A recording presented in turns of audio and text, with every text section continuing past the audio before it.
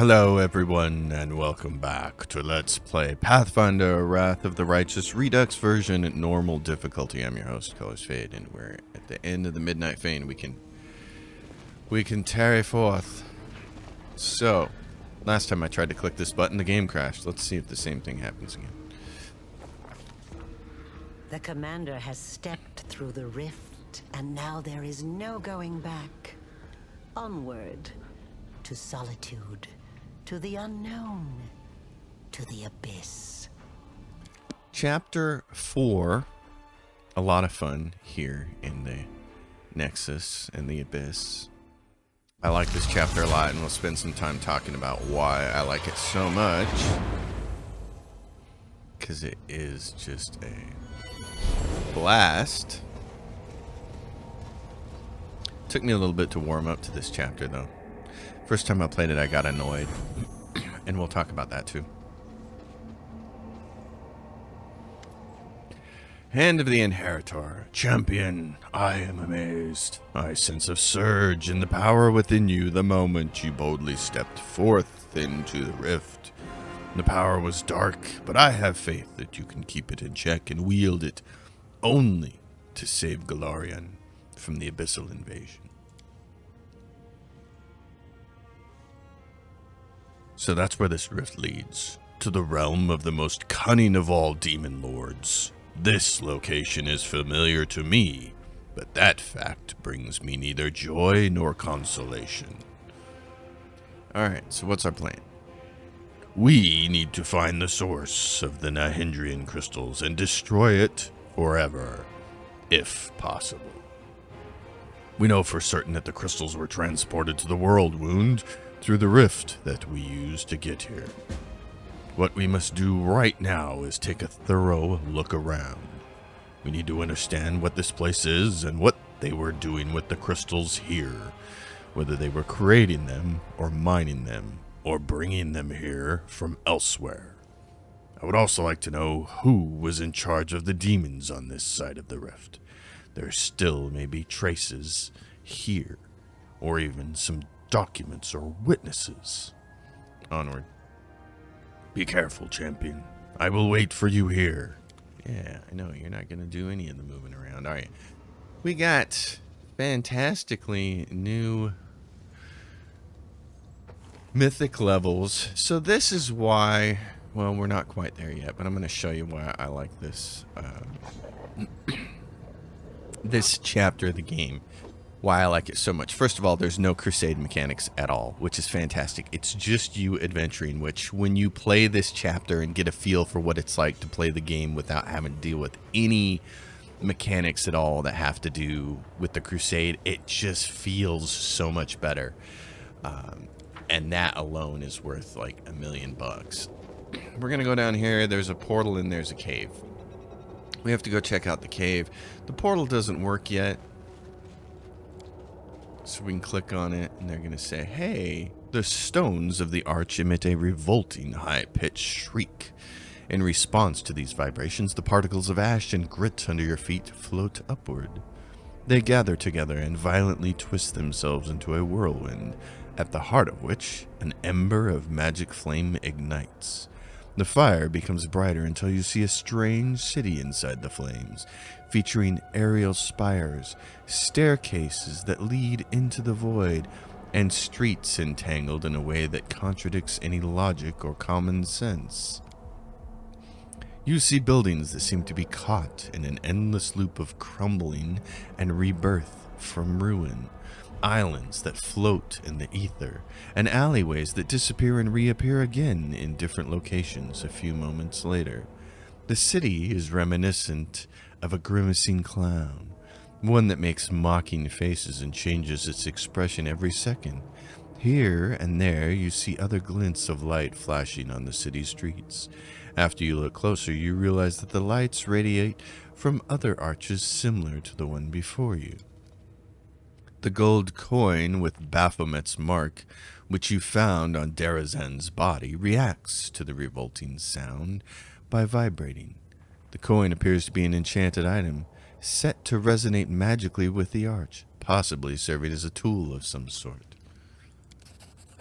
You notice that the entire city appears to be littered with an intricate network of portals, with the arches serving as artifacts allowing you to access the alien network. Interacting with the arches seems to require formulating a clear request in your mind, at which point the magic will transfer you to another portal along the network. Try to understand why you can't move to the other arches. You fail to figure it out. Determine the arch's origin. The stones are cut in quite a rough manner, while the magical symbols appear to be drawn without too much diligence. It's quite unlikely that the architect of such an intricate network would have demonstrated such a lack of finesse. By all appearances, this arch is handmade, somehow connected to a web of portals and illicitly used for personal gain. Identify the place you're seeing. Judging by its surreal architecture, its chaotic conglomerations of houses right in the middle of the streets, and by the large number of islands that hover in the air or float in random directions, what you see is some sort of demonic city. So we need a key, basically, is what it all comes down to. But first, let's do some leveling up. Okay, Amber, my darling dear. So she has Ascendant Element Firement and Abundant Casting, which is great. And then what we want to get her is Elemental Barrage. Every time you deal energy damage to a creature, you apply an elemental mark. If during the next 3 rounds you deal energy damage to a marked target with a different type of energy, the target is dealt additional divine damage. Damage 1d6 per mythic rank of your character. It's nice for her, it's going to be extra nice for us. I am going to take that because I have weapons in my hand that do extra elemental damage. So, we're going to grab this. This is going to be very nice. We're going to do extra divine damage. That should be fun. Angelic Asp. Okay, so here we are, level 8, and the only spells I have are my Necromancer ones. Domain of the Hungry Flesh. You create a terrible abomination in the area. It attacks everything inside, trying to trip, using the caster's level instead of BAB and spellcasting ability score instead of strength. Dealing 2d6 plus caster level damage, entangling, and dealing 1d4 damage to random physical ability score. This lasts for 1 round per caster level. Embrace of Death. You surround the target with necromantic energies, embracing it with the power of unlife. If the target fails a will saving throw, it falls into a coma and starts receiving constitution drain every round. It can attempt new saving throws every round. On successful save, it is staggered for 1 more round and suffers 1d6 constitution drain. Well, that's very nice. So, protection from spells and spell-like ability, and then there's Mind Blank, grants +8 resistance bonus on saving throws against all mind-affecting spells and effects. The subject is also protected from all items, spells, and other effects that gather information about the target through divination magic, such as thought, sense, true seeing, and see invisibility. I like that one. And protection from spells, it's just a +8 resistance bonus on... Oh, it requires diamond dust. Oh, yeah, then I'll take the one that doesn't require. And I'll take Angelic Aspect, I think. I need to start getting those summons in, though. Okay, so there's my mythic. Now for her mythic. Okay, she took Abundant Casting. She only needs it for level 1 because she only has level 1 spells. And she has Archmage Armor, which is awesome. So, we got to get her something else. Now there are a couple. What's the other one she had down here? Bypass Weapon Specialization. So there's a couple of spells way down here. I mean, a couple of abilities. Unrelenting Assault. As long as you keep fighting, which she will do, the power of your melee attacks keeps growing. Every turn, as long as you make at least 1 melee attack, you gain a stacking +2 bonus on damage rolls up to the end of +10. Yes, please. For her, that's exactly what we want. For this fella, he's got Rupture Restraints and Unstoppable. Those are probably 2 of the most important ones there. So what else do I want to do for him? Let's take a second. Yeah, so this becomes easy. I want to take Last Stand on him. Once per day, when your hit point drops low, you become unkillable for 2 rounds. Gives you a chance to be saved. Yeah, I like that. Gives you a chance to be healed by this fella over here. Right, and with this, I I think what I'm going to take is Boundless Healing. This basically makes it, you see, whenever you cast a Cure Wounds spell or another healing spell, it becomes Reach, as though using a Reach spell feat. Also, the amount of hit points it now restores depends entirely on your caster level, and it disregards any limits in the original spell. You can alter a spell with a range of touch, close, or medium to increase its range by 1 range category. It's going to be really helpful so he doesn't have to run all the way up on people to heal them. So I like that.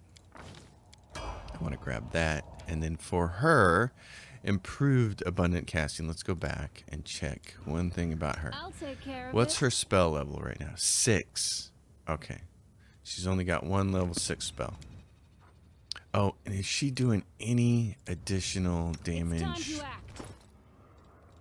She's not. She just has 2 regular short swords. There are some short swords we're going to get soon, I think. But I don't remember them doing elemental damage. So I don't think she's a target for the elemental thing. So, given that... Oh, Archmage Armor.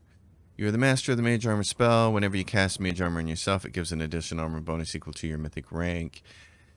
I wonder if that works when she uses her ability and casts it on somebody else. I don't know the answer to that. But here's what I'm going to do. I'm going to take it anyway. And then I am curious about just even trying it out. So her armor class right now, she's got spells. Her armor class right now is 25. If she casts this on herself, Yes. I am never wrong. it's armor class 30. It's conflicting with the Belt of Incredible. Non-stacking bonuses. Mage Armor and Mage Armor. Oh, because it considered it as her casting it on herself twice. That's funny. So he doesn't have Mage Armor on, and his armor class is 23. So Mage Armor should just be 4 points if she casts it on him. Oh, it's not a transmutation spell, though, is it? It's not a transmutation spell. It's just... It's Conjuration. Okay, so she can't use her special ability to transfer it to somebody else. She can't use this. That's fine. I like her being able to have higher armor class myself, so that works out for me. I'm happy with that. Let's do this. Let's go into the cave. This is going to be fun. I want to see the divine damage thing. We do get to fight some enemies down here, I think. Well, let's see. Where is that? It's down there. Okay. This is all very cool. This reminds me of something straight out of Divinity Original Sin, which is really neat. There were zones like this. A midden of enormous bones that likely came from giants. Here and there, rusty slave colors glint in the distance, so they use giants to slave this place. These half-rotten remnants of the giant are missing an arm. This one was probably mutilated while he was still alive. That's rough. Deep grooves seemingly left by a giant hand, furiously scratching at the stone. They used giants. They might be giants. They're the ones I'll take care of it. who did this. Okay, she's gonna... Oh, so she's also gonna get that. 34 with that. Nice. You don't have shield up either. What's your armor class now? 30. Wow, she's got you beat. That's awesome. Okay, my man.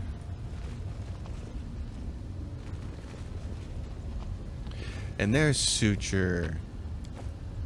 The punk that he is. You hear some muttering coming from the pile of bones. Gone. They're all gone. And left me with nothing. I've been searching and searching, but there's not even a trace. A large, giant skull shakes, and an old acquaintance of yours, the Dretch called Suture, climbs out from under it, grumbling and groaning. He notices you. He blinks, and then he says in a tone of extreme melancholy, "Oh, it's you. What are you doing here, Suture? Can't you see for yourself? I've been browsing decorations from my newest luxurious palace with a view of Ishir's best beaches." The Dretch mumbles. Then, without missing a beat, he states wistfully, "I was on my way to see Mistress Aurilu.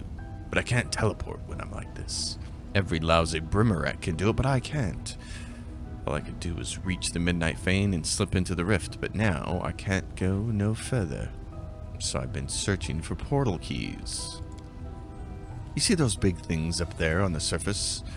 They were kept closed most of the time, so the slaves wouldn't run away. They can be opened with special keys. If I was lucky enough to find such a key, I would have left this nasty place in a heartbeat, and then, who knows, maybe I could have found Mistress Aureliu. I see. I'm here to find the source of the Hendrian Crystals. Do you know anything about that? Well, you've just found one. Good for you. The suture sweeps his arm in a wide circle. This is the mine where they used to dig the crystals, but it was long ago. They depleted it and left. So the crystals can simply be mined like any regular mineral. Simple enough, but not that simply. The suture grunts. They can be mined, all right, but the crystals are very rare and extremely expensive. That's all I know. How long have demons known the secrets of the crystals? What is this secret you're talking about? Those crystals can be used in many ways. If you're talking about magic powers that can be extracted from a crystal and poured into a demon, no one could ever do it before my mistress. Even now, only a select few know how to do it. My mistress, Lord Baphomet and Discari, are no fools to share that kind of knowledge with the entire Abyss. Are there other mines like this one? There are several more on the island as far as I could see. And they all must have been depleted too. Baphomet's gang wouldn't have left this place if they had even a slim chance of finding more crystals. And as for there being more mines elsewhere, I don't know. Oh, so quick to understand, are we? Yeah, I have to go. You know what? You better look around real closely. Mayhaps you'll find a key. A portal key. It looks like a faded piece of glass. But if it's filled with power, it'll shine purple. I'll walk around too. Search some more. Do that, suture. Alright. Giant bones look like they've been gnawed on. Oh, what do we have here? We have a key to the Nexus portals. And we have some stuff here. Boots of Stampede. Boots of Stampede. What do those do? The wearer of these boots add their rank in athletic skill as a bonus to the damage rolls on a successful charge attack. Oh, well. I don't have people charging very often, but he can have them just in case. He'd be the only person who would actually do it. So now we have a key. There's only one problem. Suture's gonna steal it from us. That's okay, because there's a second key somewhere. Just have to find it. Alright, so we're here. And we want to go this way. And some of the rest of our party are in this direction. And there's also a place to rest. There's the Midnight Fane you can get to from that direction. Cinderbloom. Demon blood. How nice. How quaint. Oh, well, look who we have here. A Succubus down on her luck. Though it seems incredible, the deformed Succubus's body still contains a flicker of life.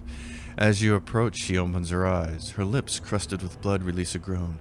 You, Baphomet's spawn. Run. Run through your portal. You run too. Samira, you think you're strong, but Our Lady in Shadow is stronger. She will get revenge anyway.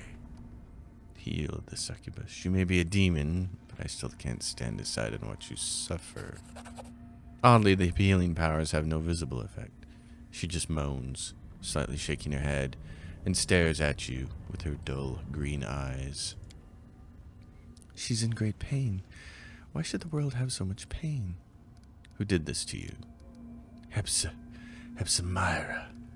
Been following them. Wanted to warn Our Lady. Curses on Baphomet and his spawn. What were Baphomet's spawn doing here? Crystals.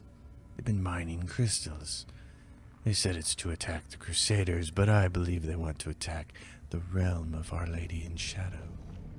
The ones who maimed you, where did they go? Through the portal. Are you chasing them? Fine. I'll get my revenge even after I die. My key, I've got it hidden in a lesser shaft, not the one with the bones, and another one in a bigger shaft among the old tools. Find them. Follow their trail. Alright. Well then. We'll go this way. Big bones here. Big dragon. Died in this place, I would guess. Some kind of beastie creature. Hey, and there's another stone right there. Key to the Nexus portal. Perfect. Okay. Well then, before we go anywhere, let's rest. We deserve it. Alright, Abyssal Corruption. I believe there's going to be a way here. What's going to happen is our buddy, the Hand of the Inheritor, is going to fix things up so that we don't have to take the corruption. We're going to go down in the city and then we're going to come back. That's what you got to do. It's a little backwards. It's not what I was expecting. I figured he'd just show up and do it, but you actually have to go visit this city.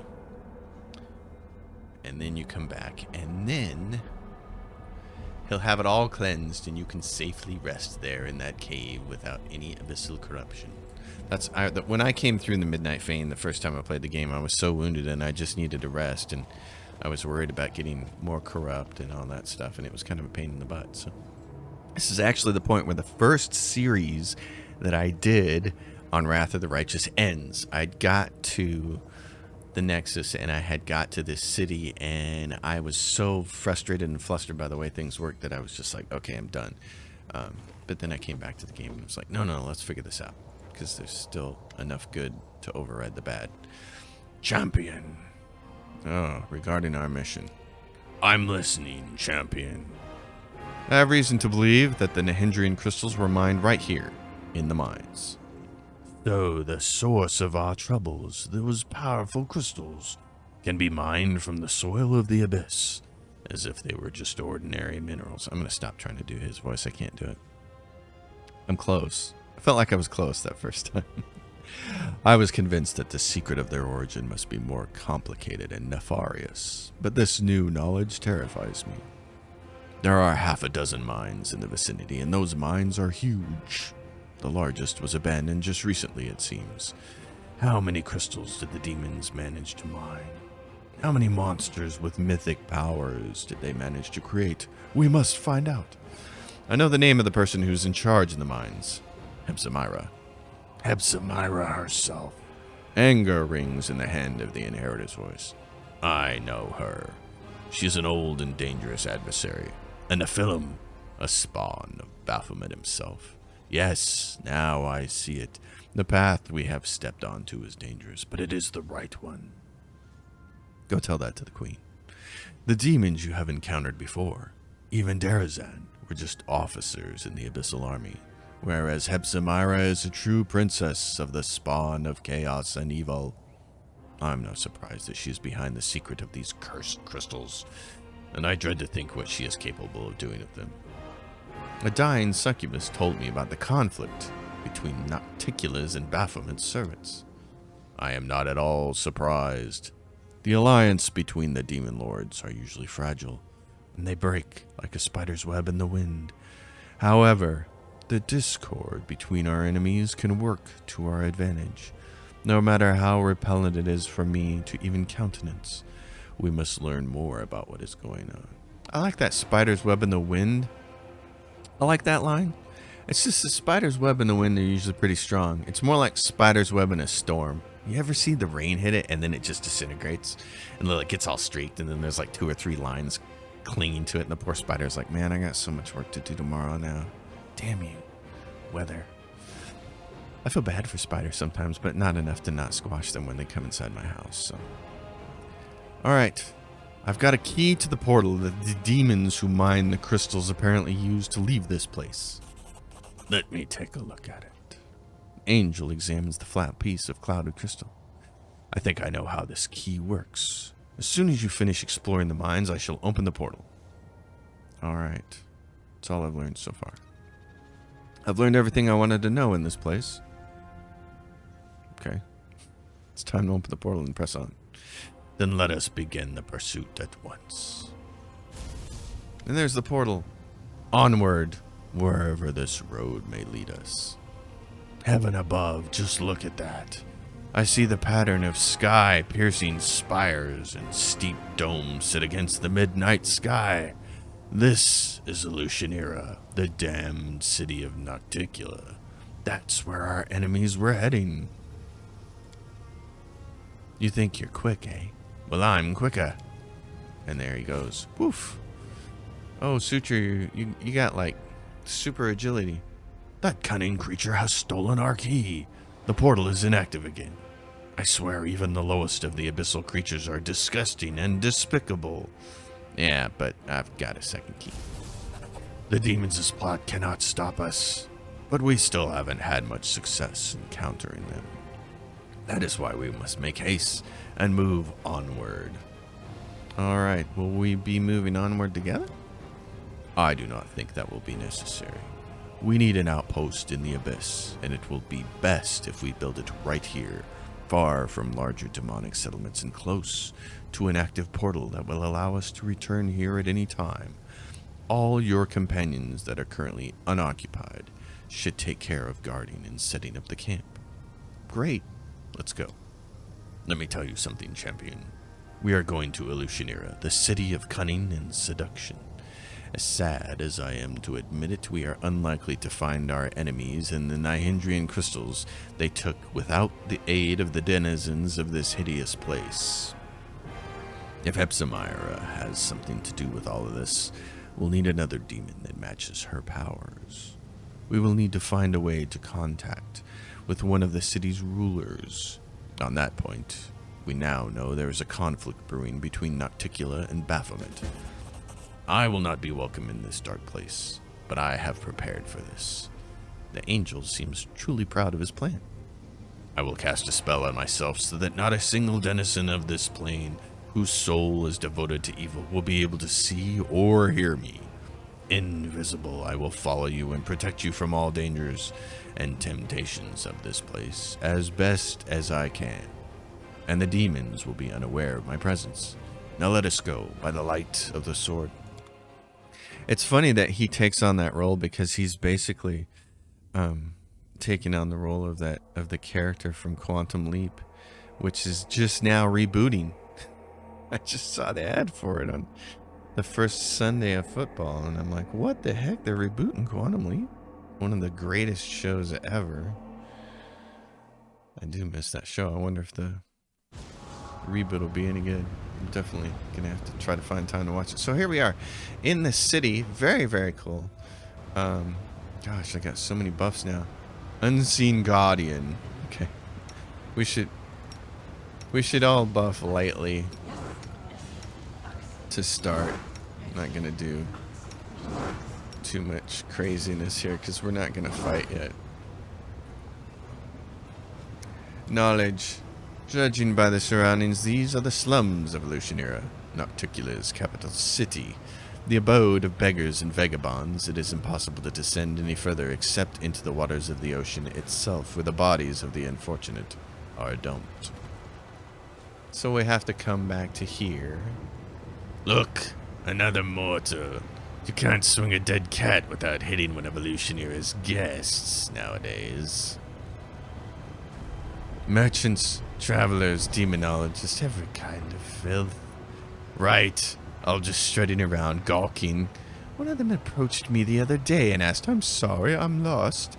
Can you please show me the way back to the middle city?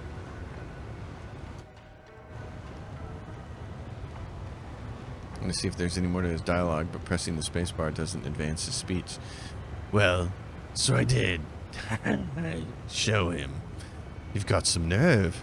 If a guard caught you, that would have been torn your head off. Nocticula band messing with the guests. So this is how you can learn a little bit about this city and why you're allowed to roam around. I was discreet. Brought him to a nice and cozy back street where no one could hear his screams. Yeah, so, you know, you would think going into a place like this, it's going to be fight your way through because it's a city of demons. But it's actually a city of demons and some people. And Nocticula has a rule. Convenient, of course. You know, you got to script it somehow, right? And the city rises. In this strange abyssal realm, space itself sometimes behave in weird, unexpected ways. By turning the camera due south, northeast, or west, you can change the city itself around you, opening new paths. Yes, so that was one of the things that frustrated me when I first started playing the game, but it's not that bad. Actually, let's see. Is this... Is that... No, okay. I didn't think so, but I'm going to go up here. So, map-wise, this is the city. And what is this? This is Zara. And this is the one stage of the city. There's a box right there. How would I get to that? Can I even get to it? I don't think you can pick that, can you? Nope, you can't get to it. I think you would have to dimension door to that one, because I don't think there's an actual way to walk up to that one. So even if you drop that down, even if you drop that down, that doesn't help you get there. Interesting. So yeah, probably want you to dimension door. Anyway, come up here. We don't have the world map for this part of the game yet, but what happens is you gotta get coins so you can teleport around. And the coins take a little bit of time to procure. So that's what we'll be doing, climb to the rooftop. I don't need to climb the rooftop yet, I don't think. This is the Bad Luck Tavern, and that's where you're going to get your first coin.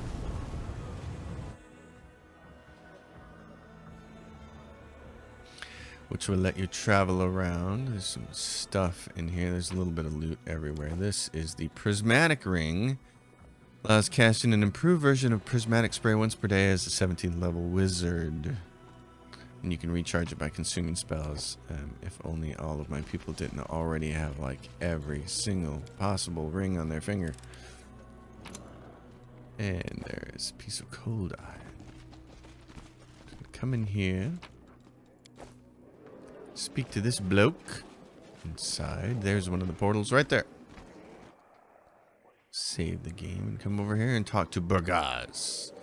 A wrinkled demon with broken fangs and a missing eye stands before you. The eye socket is occupied by a large, squirming, multi-legged insect, yet it seems not to cause the demon any discomfort. He greets you with venom in his tone. Welcome to the Bad Luck. I'm Barrage, the innkeeper. Our establishment upholds a high standard of service, and that it's better to eat and drink here instead of a ditch. Sleep here at your own risk, drown the rest of your life in cheap swill, or purchase goods of the highest quality and dubious origin. Upon giving your entourage an appraising look, the demon adds in a silken voice, "We accept payment in gold and slaves."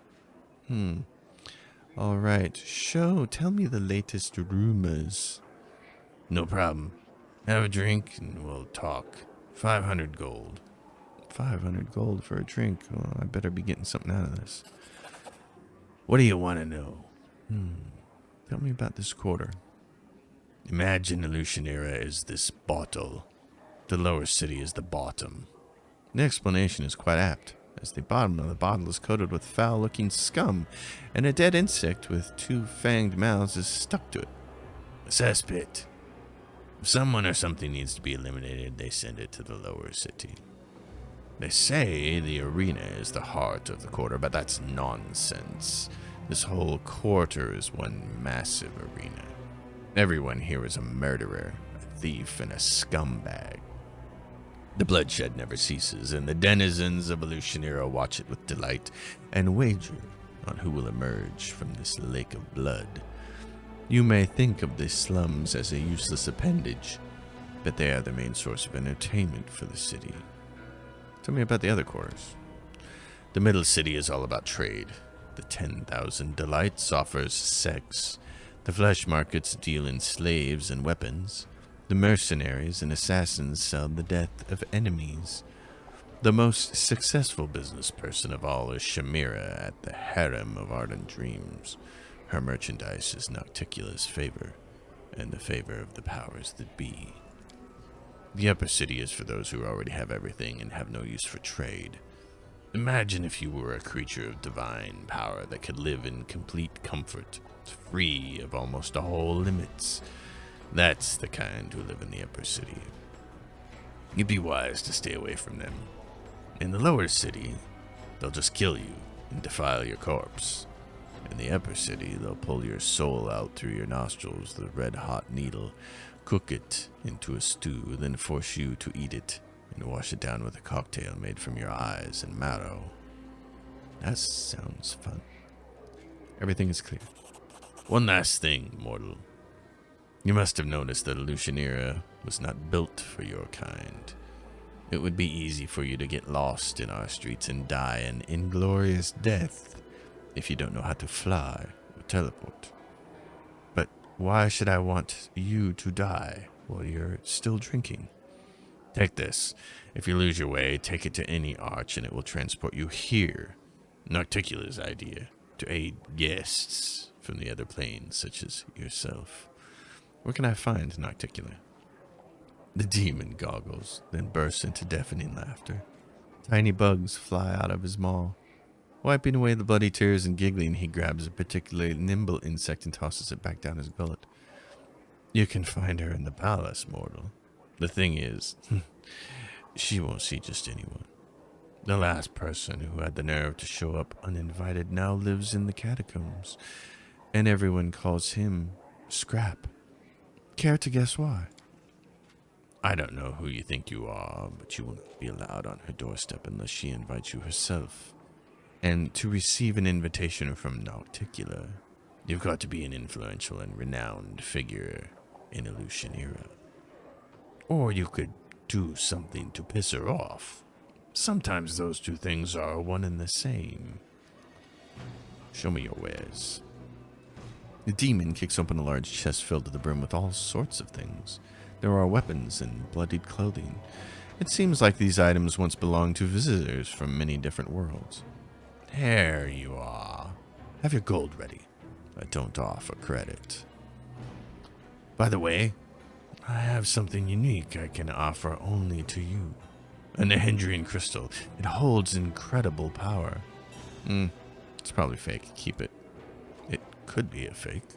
Or it could be the best deal of your life. Only one way to find out, eh? The Hendrian Crystal. It's got potions, magical acorn. It's a cooking ingredient. That's funny. It's got Demon Slayer soup. I'll buy that. The Hendrian Crystal, which isn't really a Hendrian Crystal. I don't know what it is, but it's oh, look, we're going to make some money. I'm also going to sell a bunch of stuff here. Let's do this. Price in descending order. Yes, we'll get rid of all of that. And let's see, I don't need that. Kukrides, or those, or those, or those, or those. What are these? Cold iron long swords. Falchions. Shock composite bows. The Bardish. Sai, composite longbows, mithril speed scimitar. It's so nice, but we're never going to use it.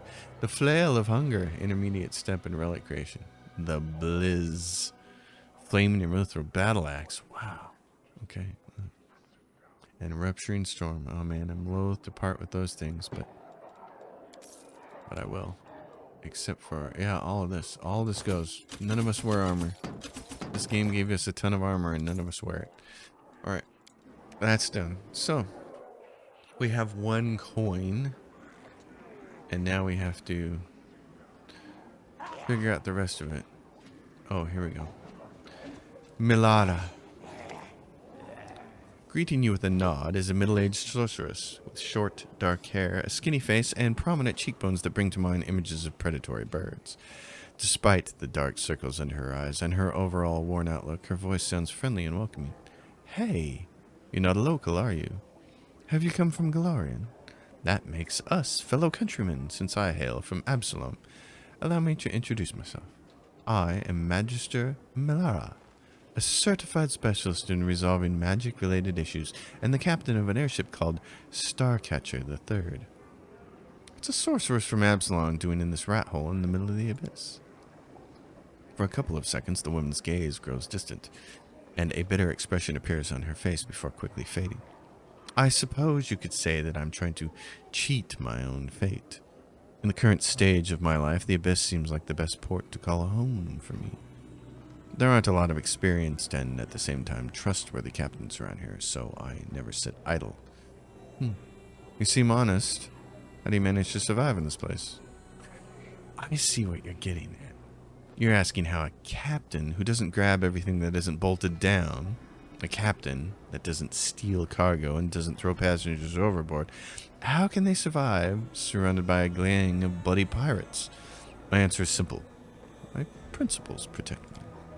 I strictly follow the unwritten aeronaut code. I never ignore those in distress.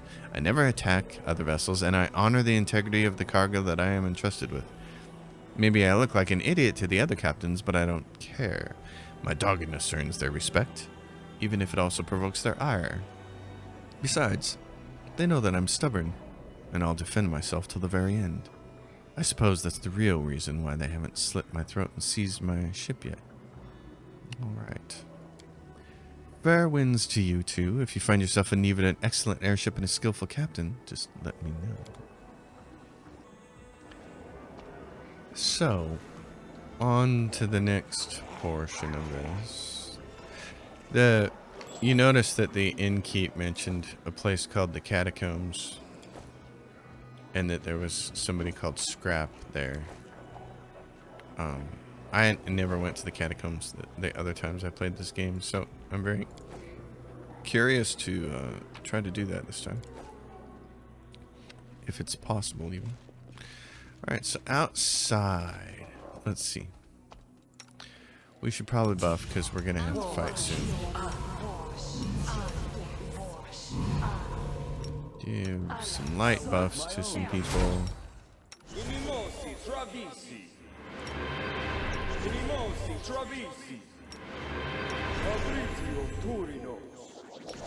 Not a whole lot of stuff, just some minor stuff. Alright, and we should probably have, just in case people want to use certain things on us. Alright. That'll help. Because now we come out here on this side.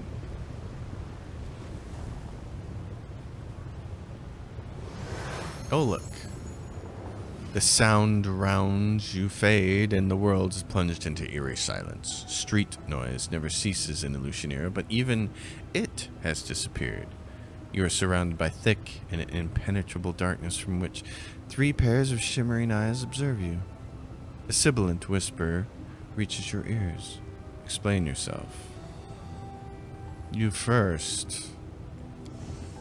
Courageous, brazen, incomprehensible. I am Nazirius. I kill. The monster's whispered hiss sounds more like an icy blast of wind than human speech. It is impossible to say whether it is boasting, threatening, or simply stating a fact. Minago, the Lilitu, purchased your death. Incomprehensible. You are immortal. Killing you is easy. Why did she not kill you herself? Why me? A trap? An opportunity? An enigma? Nazirius, what are you? There was a Fey Lord. There was an opulent court. There was a court executioner. The Lord was generous, gave the gift of death to many. Everything is different now. The Lord is overthrown. The court is disbanded. The executioner is gone. Now I am here, peddling death. You realize you are facing an Ankau. These evil creatures have control over shadows and often serve powerful Fey lords as executioners and assassins.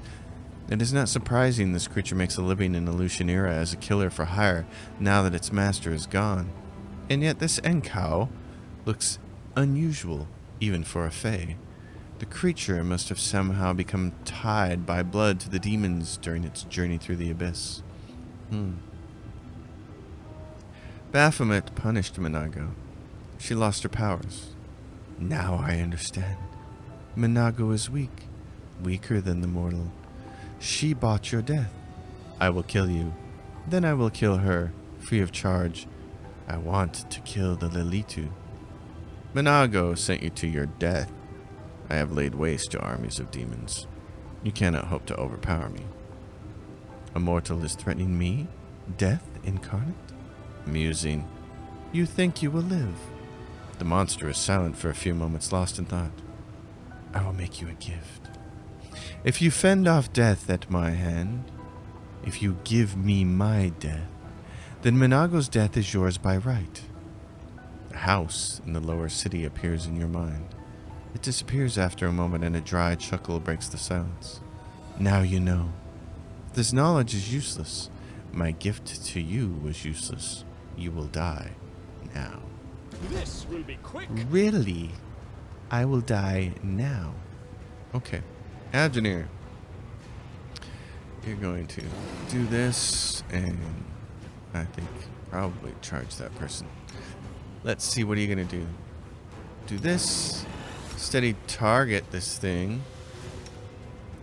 I am going to, let's see, I'm going to put on my vampiric blade. And you're going to haste everybody. And it would be wise if you did something. This thing, what is this creature? Fae. It's a rogue. Immune to... Spell immunity to prismatic spray. Neat, since we just got that ring. Oh, I know what you can do. Protection from evil. And you, my friend. You wanna, can we do some... Can we try her real damage thing here? Lightning bolt. Chain lightning. Call lightning. Zap it.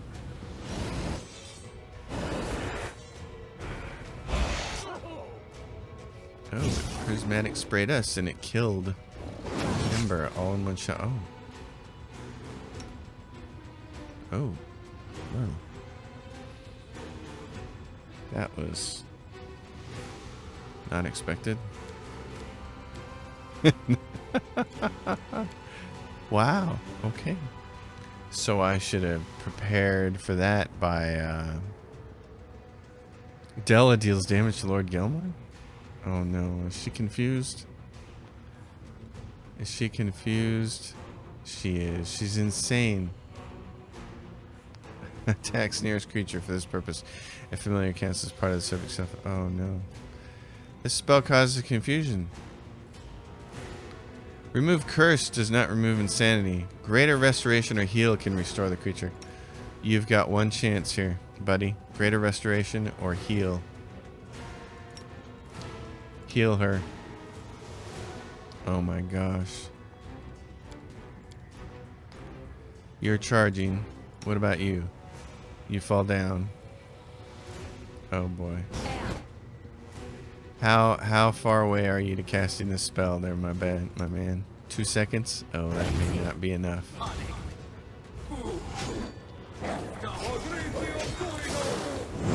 Okay, is she no longer insane?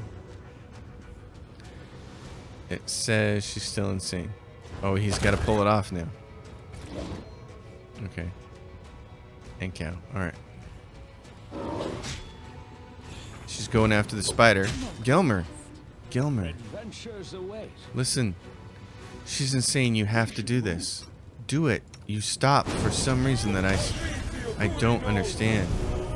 Range touch attack. Thank goodness. Okay. So she's no longer insane. Whew, that was nasty. Everybody else did really well. Oh man, you took my best fighter and just did that to her. It's like, oh. Let's raise dead on you. I like that range touch attack for healing. That was... Okay. I'm gonna heal you up. Actually, you know what? We have like a bazillion of these. Oh, Ember, you can get really... Yeah.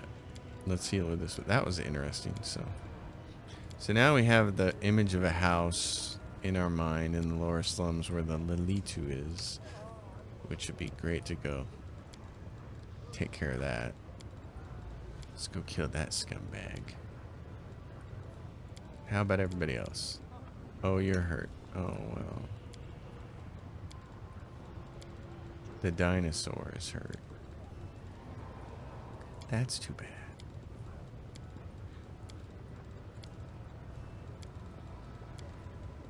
Everybody walk your dinosaur. Wasn't that a song way back in the 80s? Oofta. Okay. I did not know that thing would prismatic spray. That was something else. Nazirius. Yeah. Spell immunity to prismatic spray and used prismatic spray. Pretty. Oh, so on the map, does it tell us then where this house is? Minago's hideout. It's that way. Okay. Well, I suppose we should go do that. To the Bad Luck Tavern from the other direction. Yeah. Okay, so let's just go do that. Let's go in and out. You gotta go down and around. You gotta go in the tavern. Look, there's... What is this? The flow of lava rushing through Illusionera to the ocean originates from somewhere at the very top of the city. Well... Let's go down here. There's a door that's not a door. I hate it when games do that. It's really annoying. Go the extra mile. Finish whatever room was supposed to be there. And so here, is this it? Yes, Minago's hideout. Would we like to conclude this episode by dealing Minago a particularly nasty blow? I think that would be quite awesome. I want to see what hers is 35, 30, 34. These are not great numbers for core difficulty, but working for now. Alright then, Minago's hideout. Let's go do this.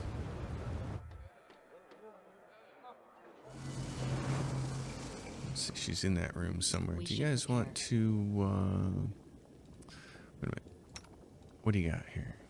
Oh yeah. So let's see. I wanted to check about him doing damage. He does fire and acid. So if we also add electricity, that's fire. That's electricity. I'm gonna add that. Okay. Oh, and he's gonna put another one of these on.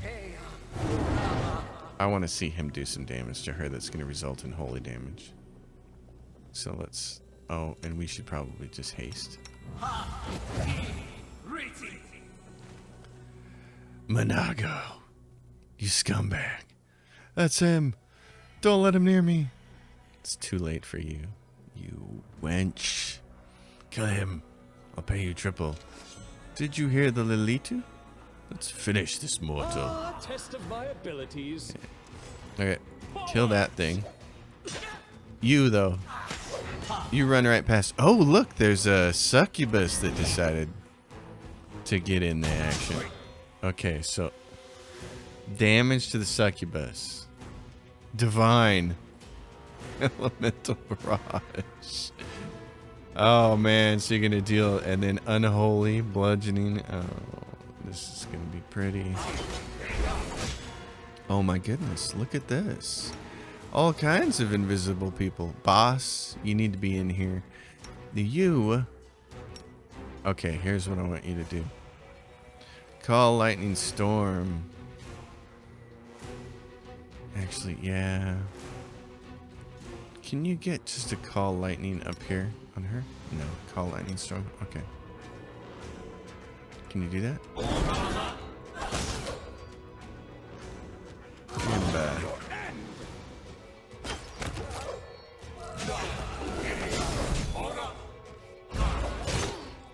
And, ooh, lots of damage there. That was... Ember. Oh, Ember got wonkied. Oopsies. She's nauseated. Does this little thing get rid of nausea? Fatigue, shaken, sickened conditions. Oh no, so she's 2 seconds away from me. There's something here. Uh-oh, there's a trap. Okay, that's my job. Where's this trap? Start and end. It's over there? Okay, I'm gonna run over here. And I'm gonna try to take that trap down. That's This wound, my gift to you. Ember. Are you still nauseated for 4 seconds? Okay. I have taken out. Well, Ember's not gonna get a chance to do anything here with this. Banshee's heart. Della, go over here and do the damage. Yeah, we're all about to. Monogamous. Oh, attacks of opportunity. Critical hit for 112. Sneak attack. Damage. Della's rolling in there because that's what she does. Uh-oh. Uh-oh. My brown fur transmuter. What are you? The demoness shrieks, backing away from you on unsteady hooves. Can't kill you. Can't deceive you. Can't escape. Not even here in the abyss. Her voice is almost a wail now, and her eyeless face is streaked with red tears that run from Baphomet's mark. Oh. A on Mythic Path. Wow. A Zada Mythic Path. Oh.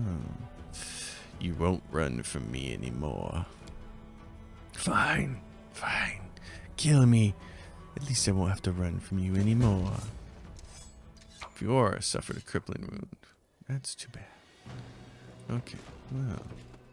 Boss, we gotta stop having people die. We're down to 6 diamonds after this. It'd be good if people stopped dying though. We gotta find a way to get some more diamonds. Alright. Looking for some stuff here. Demon Slayer soup, yeah. Skullberry pie. Haven't been paying much attention to any of that. So we're gonna heal her through conventional methods. Oh, come on now. Did that just not work? Okay. Why not? Does she have to, like... She's not fully recovered, that's why. Okay. Now is she? Yeah. Alright. Do it now. Let's go by type. This makes it easier. There we go. Oh yeah, she can use the small ones. So Monago, who we've been chasing since Act 1. Very nice to see her die. That's very fulfilling. She's dead. I am never wrong. You're gonna get this. Bunch of Archmage armor for yourself. Okay, and your armor class is back up to 34. Very nice. Okay. There's people in here. We should loot what's in here. So that's the first portion of the underground. What does she have? She's got a bunch of stuff here. Let's see what all this is. Lesser braces of archery, ring of protection, seasoned assassin's armor. Nobody's gonna wear that. I don't have ring of luck. +1 luck bonus. Headband of vast intelligence. I already have a bunch of those, so. Lesser bracers of archery. Competence bonus on attack rolls. What's he wearing? Clear purpose. Healing spells. Okay. And you're wearing this. What? Stormlord's Resolve. Oh yeah. Grants you all those. Okay. Nobody else need them then. Nobody else would have use of them. Well, Monago. Your days are over. They're no longer numbered. They're done. Your number's up. That was fun. So here we are, Lucianira, and it's a good time. I like this part of the thing. Actually, you know what? Let's go. Oh no, we'll save it for next episode. I want to go back to the Nexus and show you all what that looks like. But this is the city. It's a little awkward to get around. Here, there's the exit. We'd have to wrap around here. We want to kind of go this way. I'm going to go over here to end this episode. There's some wandering around to do to find You gotta go like this. Yeah. This is the kind of the annoying thing. It's kind of a cool concept. Oh, the city shifts as you rotate the camera, but it ends up being more of an annoyance than it ends up being neat, in my opinion. Like, I like the idea. I just don't think in practice that it's worth the effort. So, alright, I think there's some stuff down here. But we'll deal with that on the next episode as we make our way further along. Folks, thanks for watching. As always, if you dig it, give it a thumbs up. Subscribe to the channel. Have questions and comments, leave them down below. Let me know how your own playthroughs are going. I like this part of the game. I like not having to deal with the crusade management. I like how it just has that classic Baldur's Gate feel to it. It's just you and your party of adventurers doing these quests, being interrupted by random people on the street trying to attack you, and for various story-driven reasons, and the whole thing just feels like a dark lava-infested purple, red, orange version of Baldur's Gate. It feels really good. This part of the game is really cool. It also reminds me of Neverwinter Nights 2, especially the Mask of the Betrayer. It reminds me of the Underdark in Baldur's Gate. It has a great feel, and had the whole game been like this, I would have been ecstatic. The campaign management certainly ruins the game somewhat, but also just so many of the bad design decisions and writing decisions, like, you know, you go to the Ivory Sanctum and it auto fails a whole other quest at that other location, and the writing with Queen Gallifrey at the end of last episode when you leave the Midnight Fane. It's stuff like that that brings the total score down, in my opinion. So, but this part, Act 4, love it. So see you next time, everybody. Happy gaming.